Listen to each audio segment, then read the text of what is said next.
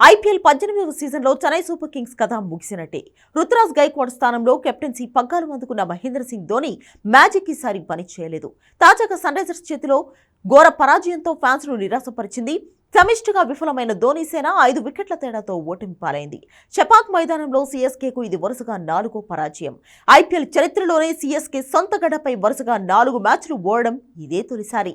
ముందుగా బ్యాటింగ్లో తెలిపోయిన డారిస్ ఆర్మీ ఆ తర్వాత బౌలింగ్లో పోరాడినా ఫలితం లేకపోయింది. ఈ పరాజయంతో ప్లే ఆఫ్స్ రేసు నుంచి సీఎస్కే దాదాపుగా తప్పుకుంది. ఈ ఓటమితో సీఎస్కే పాయింట్స్ టేబుల్లో 10వ స్థానంలో నిలిచింది. ఈ సీజన్లో ఇప్పటి వరకు 9 మ్యాచ్లు ఆడిన ధోని సేన 2 విజయాలు మాత్రమే నమోదు చేసింది. రన్ రేటు కూడా -1.320గా ఉంది. ఈ టోర్నీలో ఆ జట్టు ఇంకా 5 మ్యాచ్లు ఆడాల్సి ఉంది. ఈ 5 మ్యాచ్లకు 5 విజయాలు సాధించిన ప్లే ఆఫ్స్ చేరలేని పరిస్థితిని తెచ్చుకుంది. 5కు 5 మ్యాచ్లు గెలిచినా ఇతర జట్ల ఫలితాలు రన్ రేటుపై ఆధారపడాల్సి ఉంటుంది. మరో మ్యాచ్లో ఓడితే మాత్రం అధికారికంగా టోర్నీ నుంచి ఇంటిదారి పడుతుంది.